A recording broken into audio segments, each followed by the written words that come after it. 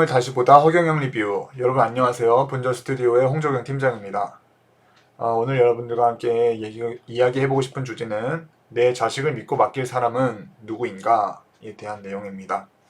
요 사진은 이제 대선 하실 때죠. 유세활동 다니실 때 그 당시 이제 실시간 방송으로 허경영 총재님의 그 실시간 이동 모습을 계속해서 촬영을 하고 있다가 그 당시 찍힌 모습이에요. 보시면은 지나가다가 여기 길 밑에 여기 노숙자 분께서 한 분께서 이렇게 앉아 계셨는데 거길 지나가시다가 이제 이제 발길을 멈추고 눈을 마주친 그 순간을 배경화면을 해봤습니다. 그래서 오늘 저희가 여러분들과 함께 보고 싶은 영상은 죽어가던 거지를 발견한 허경영의 놀라운 행동이라는 제목의 영상입니다. 한번 같이 시청해 보도록 하겠습니다. 그래도 책가방을 들고 말이야. 학교 가다가 거지를 만나가지고 내가 그랬다고. 거지가 쓰레기통 뒤집어먹고 쓰러졌는데 내가 그걸 없는데 아무도 안 도와줘. 그게 홍제동 성당 앞이야. 홍제동 성당. 유진상가 옆에. 내가 홍제동 텐트 치고 있었기 때문에 그 내려와가지고 그 학교 가려고 하다가 그걸 못 깨게 해가지고 그 거지를 허경영 총재님께서 그 고등학교 시절에 이제 서울로 상경을 하셨는데 거처가 마땅하지 않고 홍제동 산에 있는 그 산 꼭대기에 텐트를 치고서 이제 야간 학교를 다니시던 시절이었습니다. 그 당시 학교를 가시려고 길을 지나가다가 이제 쓰레기 더미를 뒤져서 먹을 걸 먹고 있던 거지를 발견하시고서 봤는데 그 거지가 또 이제 잘못된 거를 먹다가 이제 뭐가 잘못돼서 지금 막 토하면서 난리가 난 그 모습을 보신 거죠. 빨리 학교에 가야 되는 상황인데 길가에서 이제 거지가 아파하고 힘들어하는 거지를 이제 발견을 하신 거예요. 이때 허경 총재님께서 어떤 행동을 하셨는지 한번 좀 더 들어보도록 하겠습니다.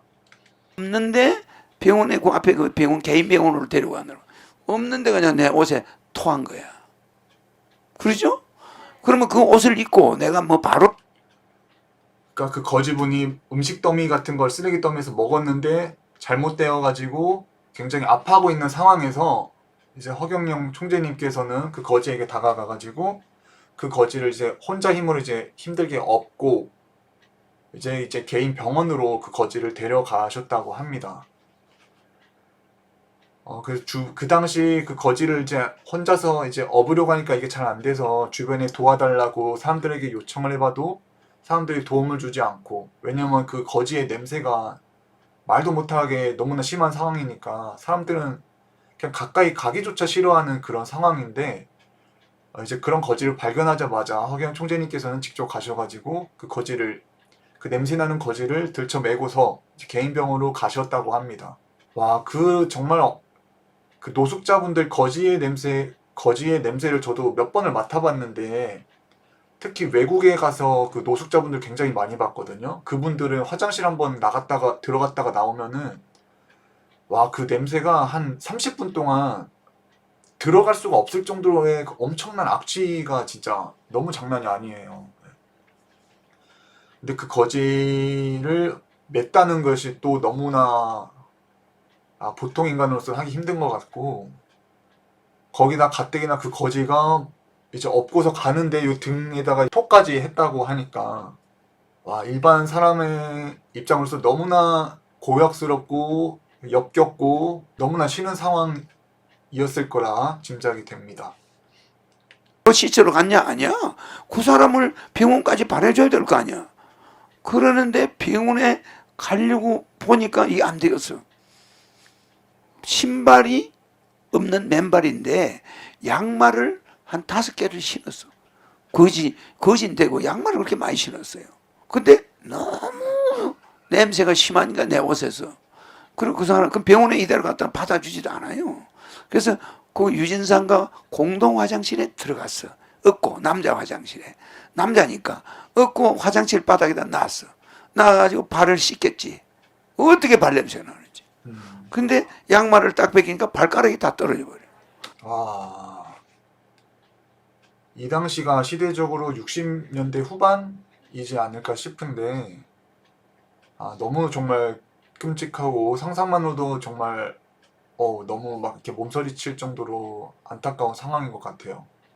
거지를 업고서 병원으로 데려가다가 뒤에서 이제 토를 해가지고 뒤에 이제 완전히 토범벅이 된 상황에서 너무 냄새가 나고 거기다 뒤에 이제 토사물도 있으니까 이걸 좀 씻고서 어느 정도 냄새도 좀 제거를 해야지 병원에 갈 수 있겠거니 해서 이제 공동 화장실에 가가지고 이제 거지를 씻기는데 양말을 벗기니까 발가락이 그냥 우두둑 떨어졌다고. 지금 시대에선 참 보기 힘들고 경험하기 어려운 상황이지 않을까 싶습니다. 썩어가지고 발가락이 동상이 걸려가지고 다 썩었어요. 그래서 양말 안에 발가락이 솔방 다 들어가 있는 거야. 뚝 떨어져 버려 양말에 발가락이. 근데 피도 안 나. 다리가 썩어가지고. 그래서 이제 그거를 옆에 그 외과병원 조그마한 그 개인 외과병원에 데려와서 발을 이제 처치하느라고 병원까지 가느라고 그걸 씻힌 거야. 그걸 씻는데 화장실에 오던 사람들이 냄새 난다고 내보고 욕을 하질 않나 그냥. 아이고 이거 우리 집안 사람인데 죄송하다고 내가 좀 씻기느라고. 내 몸에서 막 그 사람 토했지. 그 사람 발가락에서 냄새나 뭐 여기저기 냄새가 말도 못해.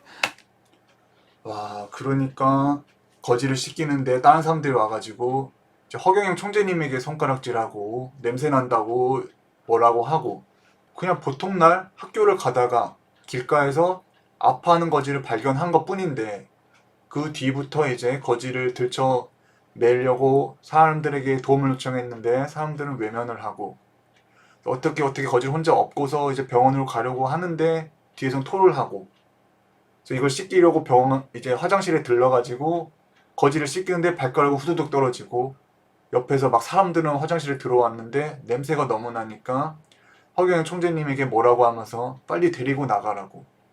아무것도 잘못한 것도 없고 그냥 힘들어하는 사람을 도우려고 하신 것 뿐인데 오히려 욕은 허경영 총재님이 먹고, 또 그러면서도 허경영 총재님께서는 이 거지를 좀 내 집안 어른인데 상황이 이러하니까 좀 봐달라 라면서 주변 사람들에게 그렇게 설명을 하시는 걸 보면은, 이 당시 허경영 총재님께서도 너무 힘든 상황, 텐트에서 추위에 발발발발 떨면서 하루에 호떡 한두 개 먹으면서 끼니를 호떡으로 때우면서 공장 다니고 밤에 이제 학교에서 수업하시고, 그러니까 본인부터가 너무 힘들고 일치의 그 여유도 없는 상황에서 거지를 발견하신 것이고, 그 거지를 돕기 위해서 이렇게 선뜻 나서서 거지를 업고서 이렇게 도움을 주셨다는 것부터가 이분은 정말 그 어려운 처지에 놓여 있는 사람을 절대 외면하지 않는 사람이구나, 저는 그런 생각이 듭니다.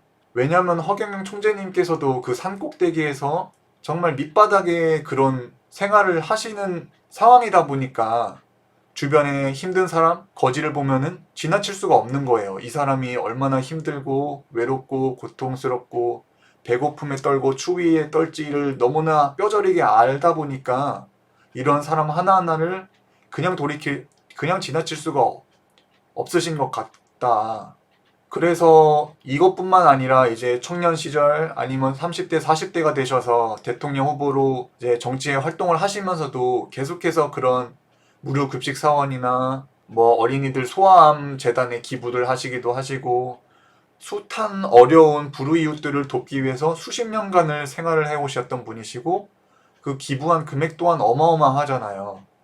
거기다 지금은 종로에서 이제 매일 수백 명에게 무료로 도시락을 나눠주면서 힘든 사람들을 위해서 그런 따뜻한 밥 한 끼 제공하고 아파하는 사람들에게 기부금을 이렇게 내주시는 걸 보면은 결코 어려운 사람들을 절대 외면할 분이 아니구나 라는 거를 저는 이번 일화를 통해서 너무 많이 느꼈던 것 같아요. 정말 솔직하게 제가 길을 지나가다가 엄청 냄새가 나고 정신이 이상한 사람이 막 헛소리를 하는데 아파하는 모습이 보여요. 막 걷지를 못해. 그럼 제가 선뜻 그 거지에게 다가갈 수 있을까? 다가가서 뭐 말은 걸 수 있다고 쳐요. 근데 그 거지가 아파하는 거지를 보고 그 거지를 내가 들쳐매고서 병원까지 데려갈 수 있는 그런 용기와 사랑, 그 실천력이 있을까 생각을 하다 보면은 그거는 저는 너무 힘들 것 같고, 저뿐만 아니라 일반 사람으로서는 그런 행동을 선뜻 하기가 굉장히 어려울 거라고 생각이 됩니다. 하지만 허경영 총재님께서는 절대 이런 거를 그냥 지나치는 분이 아니구나 라는 게 이미 어린 시절 그 행동에서부터 나오셨던 것 아닌가. 이러한 마음과 이러한 선행을 하신 분이니까는 그게 이병철, 우리나라 최고의 재벌의 양자가 될 수가 있었던 것이고, 그러니까 또 박정희 대통령이 비밀보좌관으로 활동을 하실 수도 있었던 것 아닌가. 또한 이렇게 인품이 훌륭하시기 때문에 이런 외모도 굉장히 뛰어난 그런 관성을 지니시고서 오신 것 아닌가, 그런 생각이 듭니다. 더 보겠습니다. 그래가 그 사람을 발가락이 다 10개 발가락이 거의 다 날아가 버려. 그래가지고 이제 가서 신발을 사신키는데 양말하고 신발을 사서 새 걸로 신키는데 신발 가게 여자분이 도망을 가버려. 냄새 난다고. 안 판대. 그냥 무조건 안 판대. 그래가지고 다른 신발 가게 가서 사정사정 해가지고 신발 하나 사. 양말 사고. 그래가지고 그걸 다 입혀가지고 그 내 옷에 냄새 나는 그 옷을 그 화장실에서 대충 처치했는데 이건 이제 빨 수는 없잖아 화장실에서. 그래가지고 그걸 입고 그 사람을 업고 병원에 데려가서 그를 데려다 주고 돈 있는 거 다 줘가지고 시럽이 주고 나는 산에 올라가서 옷 빨았어. 와, 진짜 저는 방금 이걸 몇 번 들은 내용인데 지금도 보면서도 좀 감동이 오고 약간 울컥하게 되는 것 같아요. 그 거지 씻기고 나와서 양말이랑 신발을 사서 신기려고 하는데 냄새가 나서 사람들이 신발도 안 팔려고 하고, 그래서 이 집 갔다가 저 집 가서 또 사정사정 해가지고 결국 양말이랑 신발 당연히 허경 총재님의 사비로 사셔가지고 거지에게 신겨주고서 이제 그 거지 데리고서 병원에 데려가서 자기가 가지고 있던 모든 돈으로 거지 이제 수술비를 병원한테 주고, 그 빈털터리가 되신 채로 학교도 못 가고 뒤에는 토가 묻어서 냄새가 엄청 나고, 야, 춥고 배고프고 사람들에게 과시받고 그러면서 결국 거지를 병원에 데려다 주고 돌아오셔가지고 그냥 계곡물에 이제 옷 빨았다고 하시는데, 야, 그 시절에 그 한 10대 소년이 아무도 모르게 남모르게 이런 행동을 하고 거기에 대해서 누구도 위로해주거나 어디에 하소연할 데도 없는 너무나 힘든 상황에서 또 절대 그 어려운 사람을 위해서는 진짜 그냥 선심성의껏 모든 것을 다 해서 그 사람을 위해서 이런 선행을 하신다는 것, 이런 사람이 지도자가 돼야죠. 그러지 않습니까, 여러분? 뭐 정치인들, 대통령 후보분들 좋으신 분들이고 대단하신 분들이에요. 교육도 많이 받고 정치 경력도 있고. 하지만 무엇보다 국민을 얼마나 진심으로 사랑하는가. 과연 그 사람들이 그 뛰어나고 잘 배운 교육도 잘 받고 경험도 뛰어난 그런 사람들이 어린 시절에 길을 가다가 이렇게 아파서 쓰러져서 죽어가는 것을 발견했다면은 과연 그분들은 선뜻 그 거지를 업고서 토범벅이 된 채로 그 거지를 씻기고 병원에 데려다주고 내가 가진 모든 돈을 털어가지고 그 거지를 위해서 쓰고 아무런 불평도 없이 와서 혼자 그냥 조용히 계곡에 옷 빨고 그 텐트에 가서 덜덜덜덜 떨면서 그날 하루를 이제 보내고, 이러한 생활을 과연 할 수가 있을까요? 그 또 이 거지가 쓰러졌던 장소가 또 교회인가 성당 옆이었다고 해요. 그래서 막 교인들이 나오는데 허경영 총재님께서 부탁하는 거죠. 여기 좀 사람 좀 보세요. 거지 쓰러져서 죽어가는데 좀 도와달라. 거지 좀 얻게 도와달라고 하는데 아무도 안 오는 거예요. 그 성당에서 하느님의 말씀을 듣고 사랑을 실천하겠다, 그런 교리를 그렇게 배우고서 교회 문을 나서자마자 벌어진 그런 상황에서 아무도 허경영 총재니까 이 거지에게 도움의 손길을 주지 않았다는 것, 그게 참 너무나 대조적인 것 같고, 지금도 뭐 허경영 총재님에게 뭐 사사건건 시비를 걸거나 뭐 소문들을 무성하게 만들어서 안티 그런 세력파를 만들려고 노력하는 사람들도 있어요. 그 사람들의 말에 뭐 혹할 수도 있고 뭐 그 사람들이 뭔가 논리 있게 말을 할 수도 있는데, 생각해보세요. 허경영에게 어쨌다 저쨌다 하는 그 많은 사람들 보면 그 사람들은 과연 죽어가는 거지를 만났을 때 선뜻 가서 도움의 손길을 줄 수가 있었을까요? 그 거지를 들쳐업고 씻기고 병원에 데려가지고 그러한 것을 과연 실천할 수 있는 사람이 얼마나 될까. 그러면서 저는 그 남의 잘잘못을 따지고 내 말이 맞다 그렇게 그런 걸 따지기 좋아하는 사람들 치고 이런 거지를 봤을 때 선뜻 이렇게 도움을 줄 수 있는 사람은 굉장히 드물 거라고 생각됩니다. 여러분도 그렇게 생각하시죠? 야, 진짜 이 애민정신 하나만 봐도 지도자감인데 이러한 분이 엄청나게 뛰어난 정책과 공약들 있죠. 선경지명 엄청나죠.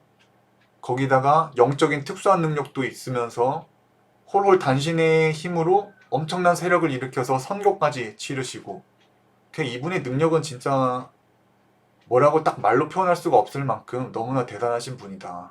하지만 오늘 포인트는 이분은 정말 애민정신이 강하시고 약자에게 한없이 따뜻하시고 정말 그 사랑을 실천하시는 분이구나라는 게 오늘의 포인트네요.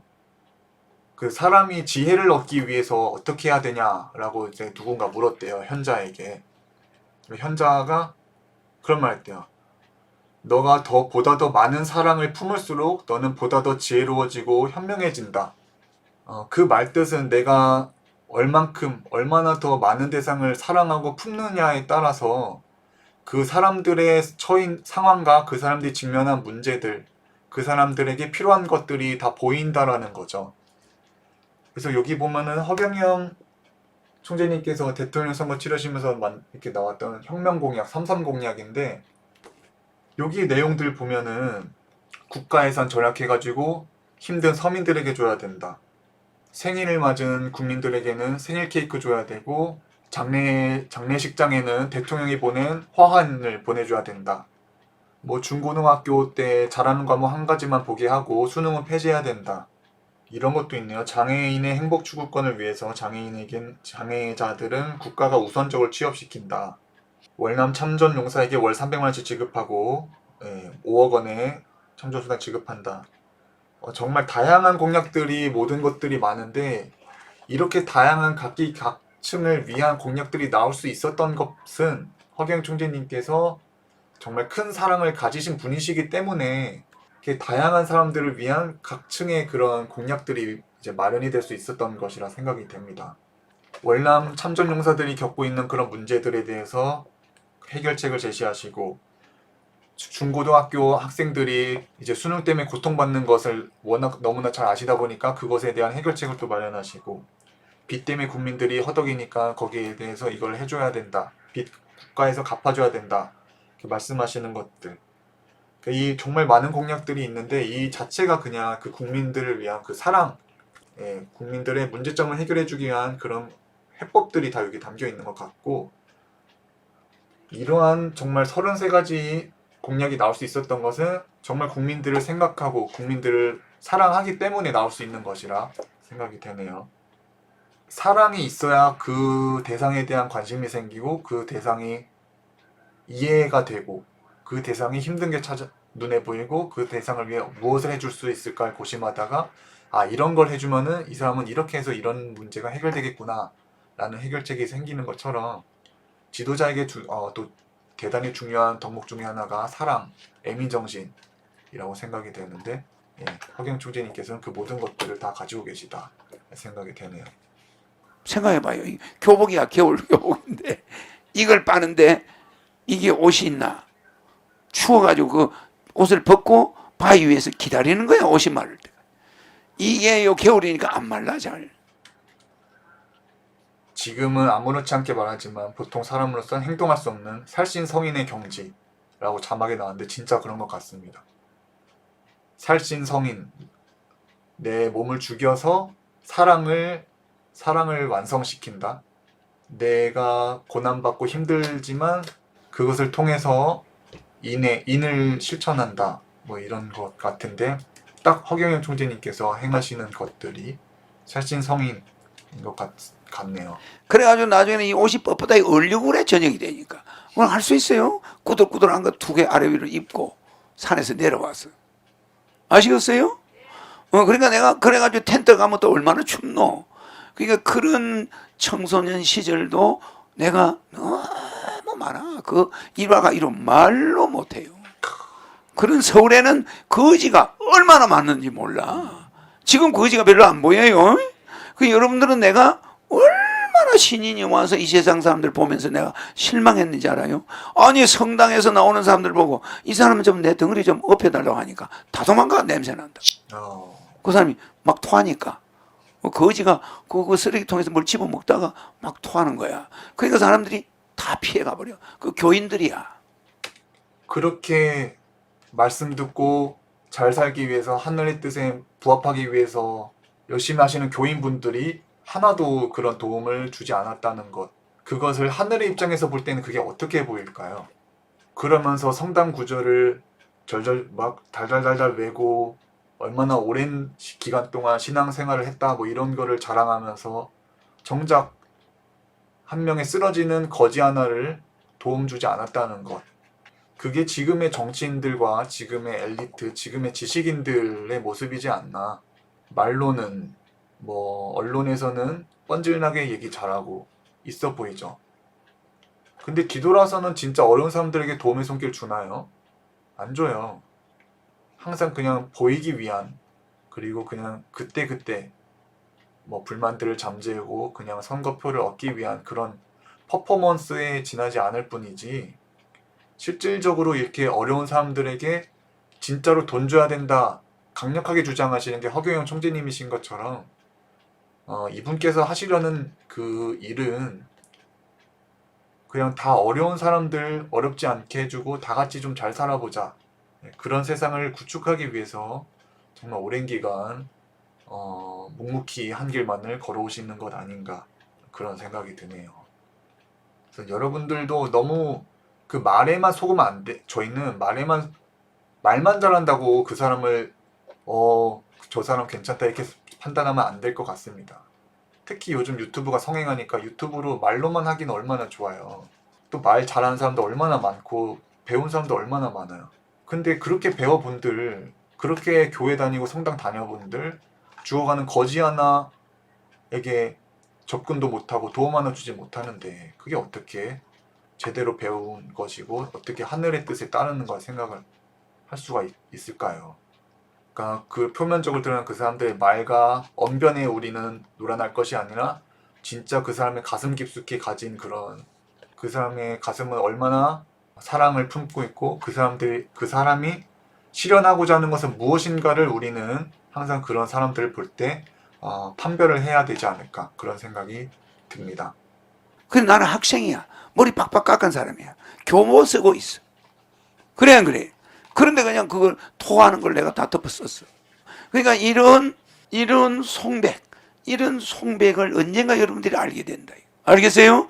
그 자를 여러분은 나쁜 사람이다, 모함을 하려고 그러고 기회는 엿대다. 내 대통령 나갈 때는 한 줄 안 내주던 방송이 뭐 어쩌다 하니까 거짓말하는 사람 말 듣고 그냥 팍 내보내고 어떻게든 허경영을 죽이겠다고 달라들어. 예, 그렇게 이렇게 영상 한 편 같이 시청을 해 보았습니다. 그래서 저도 뭐 나중에 아이를 키울 수 있잖아요. 그러면 저건 내 후대를 믿고 맡길 사람은 누구인가를 물어보면은 잘 배운 사람도 아니에요. 똑똑한 사람도 아니에요. 돈 많은 사람도 아니에요. 그런 거 다 없어도 돼요. 다만 어렵고 힘들 때, 정말 초라할 때, 그럴 때 도움의 손길을 내밀 수 있는 사람, 약자를 외면하지 않는 사람이 지도자가 되어야 내 후대가 뭐 상황이 어려워도 얘네 굶지는 않게 해주겠구나, 뭐 그런 믿음이 생깁니다. 그래서 보자면 마지막으로 내 자식을 믿고 맡길 사람은 윤석열이나 이재명이나 다른 정치 후보도 아닌 바로 허경영 총재님이시다. 그 열 몇 살 청년이 한겨울에 학교 가다가 그날 거지를 만나서 발생된 일, 그 이분이 그 거지를 대했던 행동들, 그것을 어떻게 처리했는지, 그런 것들을 보면은 이분은 정말 보통 사람이 아니다. 어려운 사람을 외면하지 않은 분이시구나. 이런 분이라면 우리가 믿고 이런 분을 밀어드려도 괜찮겠다라는 생각이 드네요. 그리고 만약에 신이 이 지구를 한번 살펴보려고 사찰을 나왔어요. 옛날에도 왕들이 이런데 민가 사찰을 많이 갔잖아요. 밤에 암행해가지고. 그럼 만약 그렇게 신이 이 지구를 한번 둘러보러 왔다고 치면은 과연 그 신의 모습은 굉장히 삐까번쩍하고 권위가 있고 위험이 있고 사람들이 흔히 범접할 수 없는 그런 아우라를 풍기면서 올까요? 아니면 반대로 굉장히 힘없어 보이고 우스꽝스러워 보이고 약하고 미친 사람처럼 보이고 이런 기괴한 모습으로 올까요? 진짜 이 지구인들이 진짜 이 사람들을 어떻게 대하는지를 잘 살펴보려면은 그 가장 밑에 있는 사람의 신분으로 와야지 그것이 정말 극명하게 잘 보인단 말이죠. 그런 것처럼 우리는 이 길가에서 만나는 어려운 사람들, 뭐 그런 장애가 있는 사람들을 볼 때 혹시 저 사람이 거지의 모습을 한 신의 대리자는 아닐까? 정신이 이상한 사람이 혹시 이 지구인들의 행동 양상을 관찰해서 조사해서 보고하기 위해서 온 천사의 대행은 아닐까? 그런 생각을 해보면은 우리는 약하고 힘없는 자를 함부로 대하는 건 조심해야겠구나 그런 생각이 드네요. 그래서 허경 총재님께서 마지막으로 그 거지에 대해서 거지를 함부로 하면 안 된다라고 말씀하셨던 그 영상이 있는데 그거 끝으로 이제 오늘 허경영 리뷰 영상은 마무리하도록 하겠습니다. 지금까지 시청해주신 여러분들 감사하고 왜 우리는 거지를 홀대해서 안 되는가를 이제 말씀해주시는 영상 함께 보겠습니다. 감사합니다. 백궁에 가까워질수록 높아져 갈수록 백궁에 가까이 갈수록 마구니들이 번성하는 거야. 그래서 우리가 저와 비슷한 말이 호사다마 있죠? 네. 좋은 일을 앞두고는 꼭 집안에 교통사고 뭐 액땜이 와요. 그래가지고 안 그러면 그 행사에 거지가 엄청 몰려와. 그러면 그 사람들이 잘 살아. 그 시집장가 가는 사람이 잘 사는데 거지 왔다고 막 나가라고 막 이러면 그 집안은 그 시집장가 간 사람은 망해요. 그 거지가 천사야. 바보들은 모르는 거지들이 오면은 그걸 많이 적선을 하면은 그 대우를 다른 손님과 똑같이 해야 돼. 거지들한테. 알겠죠? 그런데 거지는 저쪽으로 가라고 대문 밖에다가 음식을 준다거나 이러면은 그 집안은 볼 일이 없어. 하늘에서 빼버려. 알겠죠? 그러니까 그 거지가 바로 거기에 토지신들이야. 동네에 말하자면은 가장 영험한 영혼이란 말이에요. 그 동네에서. 가장 맑은 영혼이고. 거지가 와가지고 밥을 딱 안 주니까 나가면서 아이고 이 집은 쫄딱 망해라 이러면 망하는 거야. 그 말이 아무것도 아닌데 나가면서 아이 재수없어. 야 이 집은 이거 쫄딱 망해버려. 이러면 그 집안은 100% 망해요. 갑자기 잘 나가는 아들이 서울에서 교통사고로 죽었대. 그 다음 차례대로 망해. 단계적으로. 알겠죠? 그러니까 거지를 우습게 보면 된다 안 된다?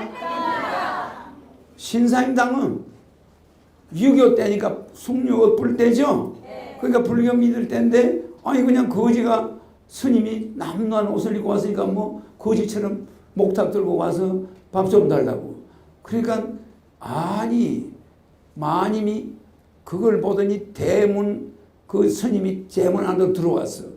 그러니까 어디 감히 유림집에 배설하는 유림집에 중놈이 와가지고 밥을 달라. 소통을 내리시면서 빨리 내보내라고 이렇게 소리를 질러서 마님이. 그러니까 신사임당이 며느리야. 덩어리에 애 얻고 있었죠? 네. 율곡이야. 그때 이름은 율곡이 아니고 이야. 그래 그 이를 얻고 이렇게 있는데 그 며느리가 시어머니 몰래 이리 오시라고 저쪽 한쪽으로 오시라고 대문 밖으로 내보내지 않고 한쪽 구석으로 데려가서 씌워놓고 곳간에 가서 쌀을 퍼와가지고 스님한테 줬어요. 줬죠? 네. 그러니까 그 스님이 뭐라 그래? 이 집이 앞으로 될 집이다. 저 어머니대로 하면 복이 다 끝나겠는데 며느리를 잘 둬가지고 이 손자가 4살에 죽어야 될 애인데 율곡이를 딱 보더니 이 집안이 대가 끊어지게 돼 있는데 저런 교만방자한 할머니를 뒀으니 이 애가 제명에 못 사는데 내가 50살까지 살게 해주겠다. 그러니 밤나무를 1000그루를 심어가지고 그 밤나무 벌러지들이 밤이 떨어지면 수많은 벌러지들이 그 들어가서 먹고 살아 안 살아? 그 수도 많은 벌러지가 먹고 사는 바람에 율곡이 수명이 46년이 늘어나게 해주겠다. 4살에 죽어야 되는데 50살에 죽었어요. 그때는 50이면 많이 산 거야. 한갑 살기는 어려웠어. 그때는 임금 평균 나이가 30살이었으니까. 임금이 죽는 나이가 평균 30살이었으니까. 그러니까 그 아들이 아주 장수하게 된 거야. 그러니까 그걸 며느리한테 이야기해줘. 밤나무를 1000그루를 심어서. 그래야 얘가 살지. 내가 무슨 빽이 있어서 얘를 살려주겠나. 그 비법을 알려주겠네. 왜? 밤나무를 심었으니 거기서 밤을 매년 버러지들이 먹으니 그걸 얼마나 많은 버러지가 그걸 먹어. 그 복이 율곡이한테로 갈 것이다. 그리고 이름을 율곡이라고 해라. 그래서 밤나무 계곡이다. 그래서 이름이 아니고 호를 율곡으로 해라. 옛날에는 어른이 이라고 정해줬는데 이 호를 며느리가 마음대로 바꿀 수 있나? 이거를 며느리 마음대로 못 바꿔요. 이게 율곡의 본명이야. 그러니 이거는 그대로 못 바꾸니까 옛날에는 밤나무 계곡을 해라. 이 율곡이라는 호를 지어준 거야. 그래 그걸 부르니까 50살까지 하고 벼슬을 너무너무 많이 했죠? 뭐 지금으로 하면 장관을 5개나 하고 뭐 아주 그냥 잘 나갔잖아요. 그래가 마지막에는 저 임진강에 가서 선조대왕이 쫓겨갈 거다. 10만 양병을 길러야 된다. 임진왜란이 앞으로 10년 후에 일어난다. 그러니까 조정에서 저런 미친놈이 있나? 아니 장관이면 장관이지 뭐 임진왜란이 일어나? 임진년에 전쟁이 난다는 거야. 아니 율곡 선생, 이렇게 화평하고 잘 돼가는데 나라가 어떻게 임금 앞에서 재수없이 맨날 전쟁이 입마 벌리면 전쟁 준비해라. 10만 군대를 길러야 된다. 지금 60만 군대도 많은데 그때 10만 군대면 엄청난 군대야. 그거를 길리지 않으면 우리 조선은 망한다. 자꾸 이러니까 그 조정에서 율곡이를 내쫓아버려. 재수없다고. 그렇죠? 그런데 진짜 10년 후에 임진년에 전쟁이 딱 터졌어요. 내 눈을 바라봐. 넌 행복해지고 허경영 불러봐. 넌 웃을 수 있고 허경영 불러봐. 넌 시험하게 right now. 자, 허경영 눈에서 우주 에너지 받으세요. right now. 허경영 강연을 시청하면 좋은 일이 생길 거야.